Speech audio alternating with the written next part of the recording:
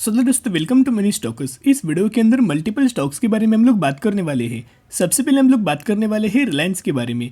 तो रिलायंस की अगर बात करें तो आपने एक बात दोस्तों सुना होगा कि आपको कंसिस्टेंटली लंबे समय के लिए रिलायंस के अंदर अगर आप निवेश करते हो तो शानदार तरीके से आने वाले फ्यूचर में आपको रिटर्न देखने को मिल जाता है। और अगर आप एफडी से ज़्यादा अगर आपको रिटर्न चाहिए जो कि सेफर साइड से चाहिए होगा, कंसिस्टेंटली अगर आपको चाहिए होगा, तो इस रिलायंस के अंदर आपको लंबे समय के लिए रिटर्न निकल के आ सकता है।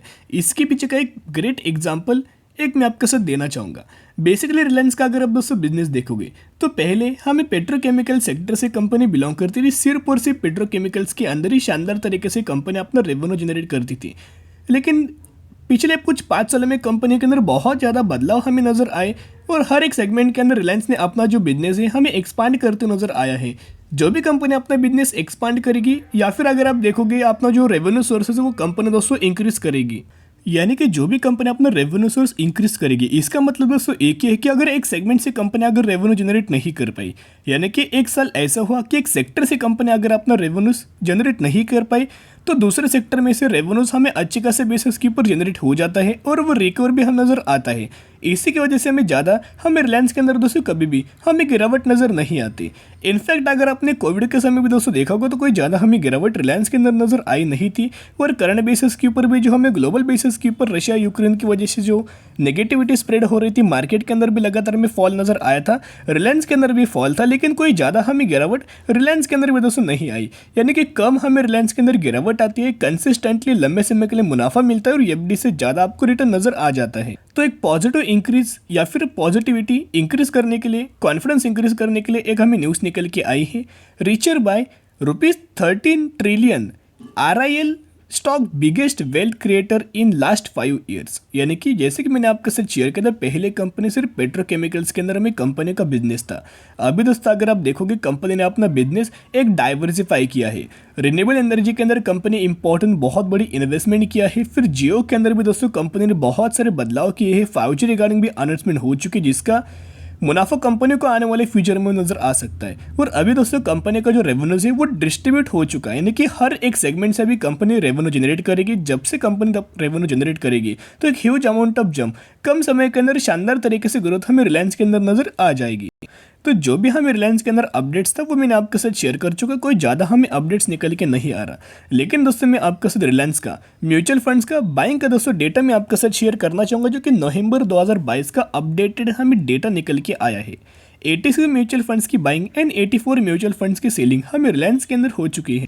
वैसे तो बहुत सारे म्यूचुअल फंड्स की बाइंग किया ही फंड हाउसेस ने बाइंग किया, लेकिन maximum huge amount of investment किस फंड हाउसेस ने किया है उसके बारे में दोस्तों मैं आपके साथ शेयर करना चाहूँगा, जिसके चलते आपके अंदर भी एक कॉन्फिडेंस लेवल इंक्रीज हो और आप रिलायंस जैसी कंपनी को फंडामेंटल स्टॉक को लंबे समय के लिए होल्ड कर पाए। सबसे पहले अगर आप देखोगे एक्सिस का एक ब्लू चिप फंड है, 36,890 करोड़ की बाइंग हुई है। इन्वेस्टो का एक फंड निकल के आया है, 9,900 करोड़ की बाइंग किया है।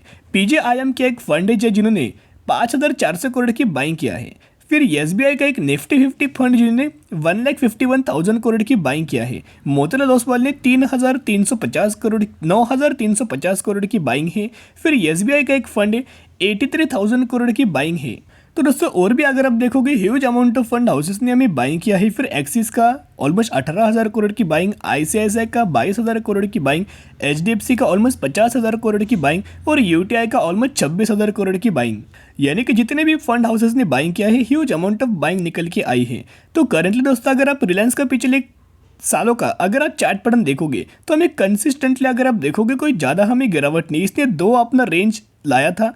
पहले रेंज की अगर दोस्तों बात की जाए तो ऑलमोस्ट कंपनी 2,800 रुपये का एक रजिस्टेंस लेवल निकल के आया है रिलायंस का, और 2,400 रुपये का एक सपोर्ट लेवल हमें निकल के आया है। तो अभी दोस्तों कंपनी ये पॉइंट्स के ऊपर ट्रेड कर रही है और गिरावट के अंदर करंटली अवेलेबल हमें नजर आई है।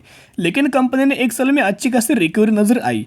अभी जो कंपनी दोस्तों आपको निकल कर आया है, डाउन ट्रेंड हमें पैटर्न कंपनी का हमें करंटली देखने को मिला है। तो अगर कंपनी नीचे गिरे तो कितने प्राइस तक हमें कंपनी गिर सकती है? 2,400 रुपये तक कंपनी आ सकती है।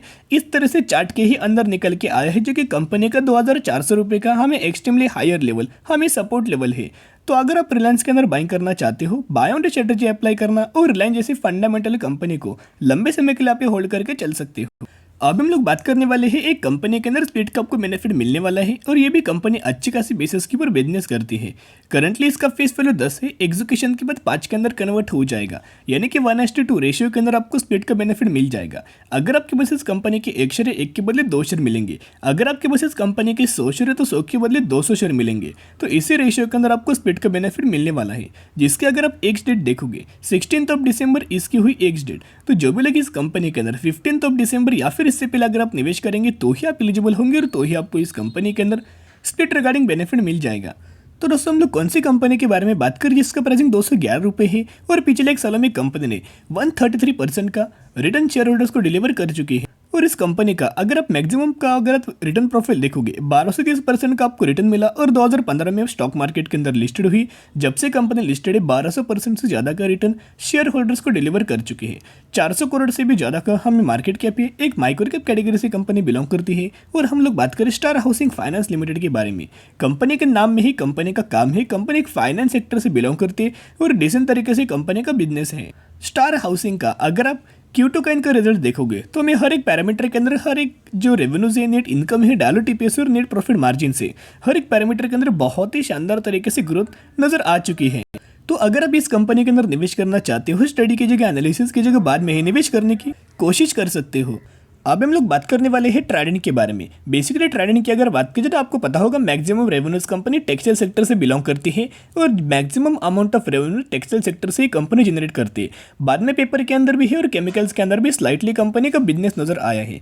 तो बेसिकली दोस्तों आपको पता होगा हर महीने ट्राइडेंट के यानी कि हर महीने 10 तारीख को ट्राइडेंट के मंथली सेल्स के नंबर्स आते। वैसे ही करंट बेसिस के ऊपर ट्राइडेंट की मंथली सेल्स के नंबर दोस्तों आ चुके। तो कैसे कंपनी ने परफॉर्म किया है हम 2 महीने के कंपेयर करेंगे, अक्टूबर 2022 और नवंबर 2022 महीने के मैं आपके साथ कंपैरिजन करना चाहूँगा। और अगर दोनों मंथ्स के अगर आप सेल्स के नंबर्स अगर आप कंपेयर करेंगे और डिक्लाइन अगर आपको नजर आए तो और भी ज़्यादा ट्राइडेंट के अंदर हमें गिरावट आपको नजर आ सकती है। अभी हम आ चुके आप यह देख सकते हो। बेसिकली अक्टूबर 2022 महीने के दोस्तों मैं आपके साथ मंथली बिल्स नंबर्स शेयर कर रहा हूँ, जो कि नंबर्स आए थे नवंबर 10 को, ओके, जो कि अगस्त 2022 महीने के नंबर्स नवंबर 10 तारीख को आए थे। तो सबसे पहले अगर आप देखोगे बात लिनियन, तो बात लिनियन के अंदर 4111 मैट्रिक टन्स हमें कंपनी ने परफॉर्म किया था। और नवंबर 2022 के अंदर दोस्तों देखोगे पिछले महीने के तो बात लिनियन के अंदर 4533 मैट्रिक टन्स हमें नंबर्स निकल के और बात लिनियन के। तो अक्टूबर में कितने थे 4111 ये नंबर्स थे और करंटली 4533। तो बात लिनियन नंबर्स के अंदर सेल्स के अंदर हमें पिछले महीने में शानदार तरीके से जंप नजर आई है। फिर बेड लिनियन की अगर बात की जाए, ये जो महीने का है अक्टूबर महीने का, पहले अक्टूबर महीने का बाद में नवंबर महीने का मैं आपके साथ कंपेयर कर रहा हूँ। तो बात बेड लिनियन की अगर बात की जाए तो 1.92 मिलियन मीटर्स के अंदर हमें निकल के आया है और यहाँ हमें 2.21 मिलियन मीटर्स के अंदर हमें नजर आया है। पहले 1.92 मिलियन मीटर्स और अभी करंट बेसिस के ऊपर 2.21 मिलियन मीटर्स, यानी कि इनके नंबर्स के अंदर बेड लिनियन के भी शानदार तरीके से जंप है। फिर अगर यान की दोस्तों बात की जाए तो यान के अंदर 7121 मैट्रिक टन हमें निकल के आया है, यानी कि दोस्तों नंबर्स आप ये ध्यान में रख सकते हो। यान की अगर बात की जाए तो 7121 नंबर्स थे अक्टूबर 2022 के, सही बात है।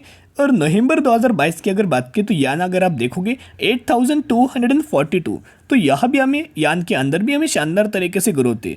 तो एक पॉजिटिव दोस्तों न्यूज़ है क्योंकि इनकी सेल्स के अंदर हमें बहुत भी ज़्यादा दोस्तों नहीं, लेकिन एज कम्पेयर टू पहले हर एक महीने के अंदर सेल्स के नंबर डिक्लाइन थे और अभी करंट बेसिस के ऊपर हमें स्लाइटली इंक्रीज हो चुके नंबर कंपनी ने डिक्लाइन नहीं किए। तो एक पॉजिटिव पॉइंट्स हो सकते हैं, लेकिन कंपनी अगर quarter on quarter basis improve करे तो ही हमें शानदार तरीके से रिकवरी ट्राइडेंट के अंदर नजर आ सकती है। तो जिसके मुताबिक जो भी लोग बाइंग करना चाहते हो सिर्फ लंबे समय के लिए बाइंग करना, इतना ही मैं आपके साथ शेयर करना चाहूँगा। ट्राइडेंट दोस्तों फंडामेंटली कंपनी स्ट्रांग है, लेकिन जब तक company quarter on quarter basis अपना रिजल्ट इंप्रूव नहीं करेगी तब तक हमें इसके अंदर रिकवरी ज़्यादा नजर नहीं आएगी।